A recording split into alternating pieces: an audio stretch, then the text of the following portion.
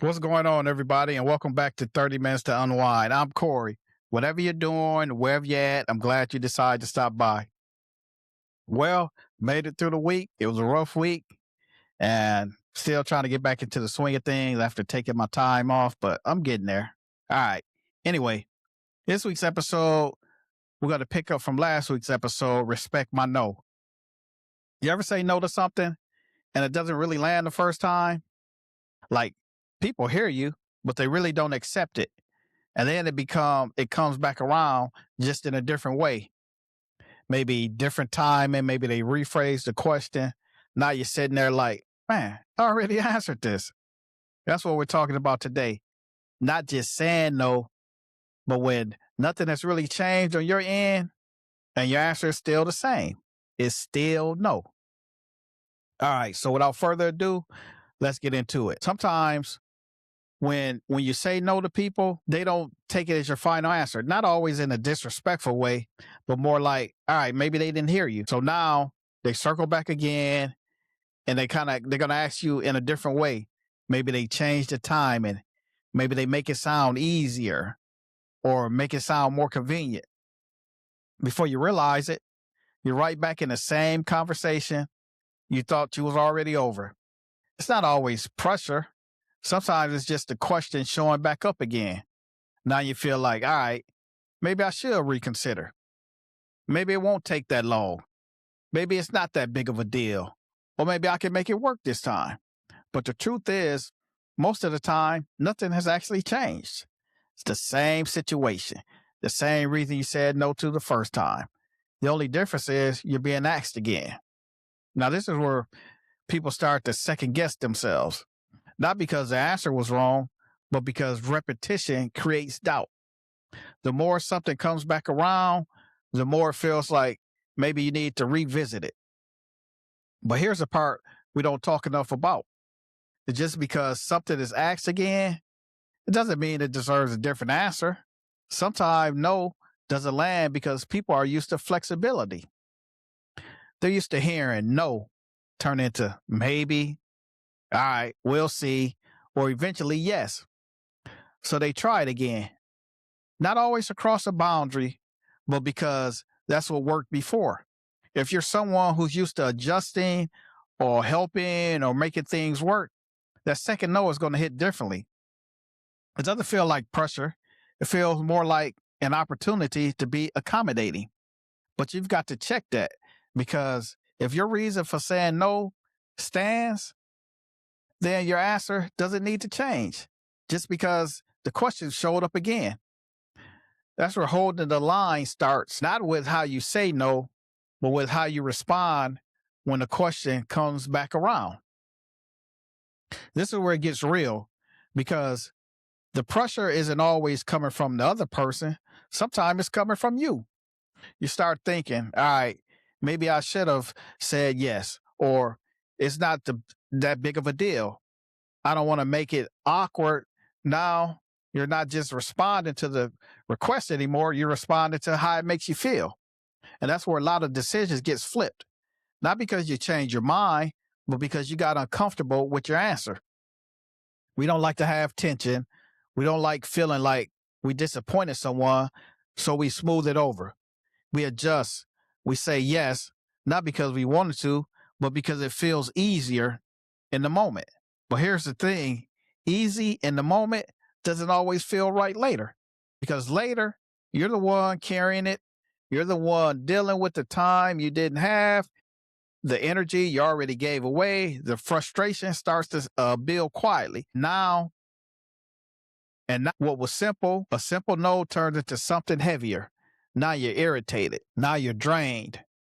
Now you're wondering why you ever said yes in the first place. If you're honest, you knew from the beginning what your answer was. And that's the part that gets overlooked. It wasn't confusing.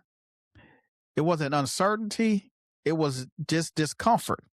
And instead of sitting in that discomfort for that moment, you traded it for a problem because saying yes just to avoid tension doesn't remove the tension. It just delays it.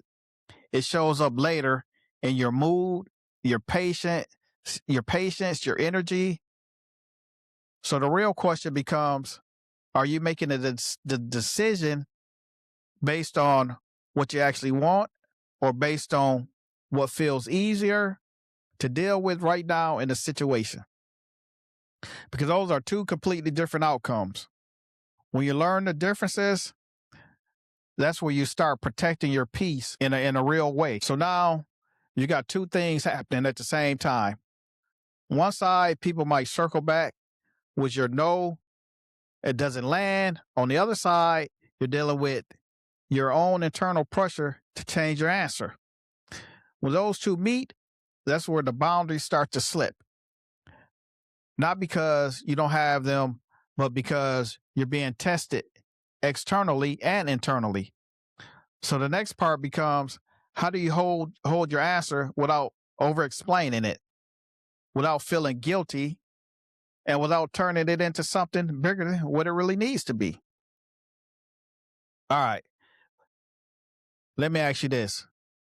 When you change your no to a yes, was it because you truly wanted to or because it felt uncomfortable to stick with your answer? For me, it was because it was something I truly wanted to change my no to a yes. So I did it. Not for comfort, just because that's something I wanted to do. All right. One of the biggest things that helps us here is just keeping it simple. You don't need to have an explanation every time. You don't need to build a stronger argument just because the question comes back around. If your answer was no, it could still be no. Same tone, same energy, no frustration, no over explaining, just consistency. Because when you start adding more to it, that's when it turns into a back and forth. And now it feels like a conversation instead of a decision. And it doesn't have to be like that. Sometimes it's just that, okay, I thought about it already. I'm good. That's it. Straight to the point. You don't have to win the moment. You don't have to convince anyone. You just have to stay where you were, where you already had made your decision. Because a lot of times we feel like we owe people more detail, more reasoning, more justification. But the more you explain, the more space you create for negotiations. Now you got something to respond to, something to work around, something to try and change. And before you know it, you're right back in it again. But when it's simple, there's nothing to debate. You're not shutting anyone down. You're not opening the door back up. And that's a different kind of control. It's calm, it's steady. It doesn't escalate anything because this isn't about being cold. It's not about being difficult. It's about being clear without turning your decision into a discussion. You don't have to win the moment. You don't have to convince anyone. You just have to stay where you already decide to be. And sometimes that's the strongest response. It's the one that doesn't change at all. Just stick to your no. And here's what starts to happen when you don't. Things get quieter. Not right away, but over time, people start understanding that when you say something, you mean it. They don't stop testing you. They stop circling back. Not because you said it louder. It's because you said it in the same way every time. That consistency builds something. It builds clarity for the other people, but more importantly, it builds trust within yourself because you're not caught in the loop anymore. You're not replaying the same conversation. You're not wondering if you handled it wrong. You're not going back and reevaluating everything just because it came up again. You said what you meant and you left it there. And then that right there, that's where the peace comes from. Not just from saying no, but from not having to keep revisiting it. Because consistency, revisiting decisions, that's draining. That's where your energy goes, not into the situation itself, but into thinking about it over and over and over again. When you stay consistent, you cut from that. You make that decision once and you allow it to stand. And here's something else that shifts. You start showing up differently. You're not hesitant. You're not unsure. You're not trying to soften everything. It's just clear. And clarity doesn't need to be aggressive. It doesn't need to be explained in 10 different ways. It just needs to be steady. Because when you trust your no, you don't feel like you need to defend it. And when you don't feel like you need to defend it, that's when it actually starts to feel natural. All right. Before we wrap it up, I want to leave you with something to think about. Have you ever said no, but it felt like you had to say it again just to be heard? Not because you changed your mind, but because the situation came back around or the pressure showed up a little differently. And if so, that's because, was it really about the decision, or was it about how uncomfortable it felt to stand in it? Not so much for me, because I've learned to hold firm to my no. I mean, you can ask me 1,000 times. I mean, certain people, you have to stand firm, or they'll keep asking you, and then that no will turn into a yes, and then they'll know that they can continue to do that every time you tell them no. But at the end of the day, not every answer needs to follow up. Not every decision needs to be reopened. And just because something comes back around doesn't mean your answer has to change. If you thought it through and you were clear the first time, then you already did the hard part. Everything after that is just staying consistent, because sometimes the simplest thing you can say is nothing has changed. So the answer didn't change either. It's still no. All right, let's switch it up for a second. The NBA playoffs are underway, and the Pistons, they're struggling. Man, I thought they would do better. Currently down 2-1 to Orlando. It's not looking too good for the home team. Uh, Somebody besides Cade Cunningham needs to step up. But there's some good games going on. The Timberwolves and the Nuggets, that's a good series. The Timberwolves are up 3-1. But I don't think they'll close Denver out in game 5. It could end up going game 7 with all the injuries that Minnesota is dealing with right now. All right, enough of that.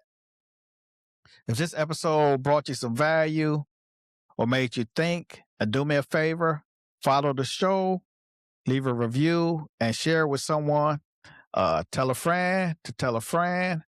For show details, you can follow me on X at Control Room _media. That's Charlie November Tango Romeo Lima Room _media. You can find me on YouTube, IG, Facebook by searching Control Room Media Group. You can catch new episodes every Tuesday by searching 30 Minutes to Unwind on Spotify, iHeartRadio, and Apple Podcasts. All right. Thank you. See you on Tuesday, and I'm out. Peace.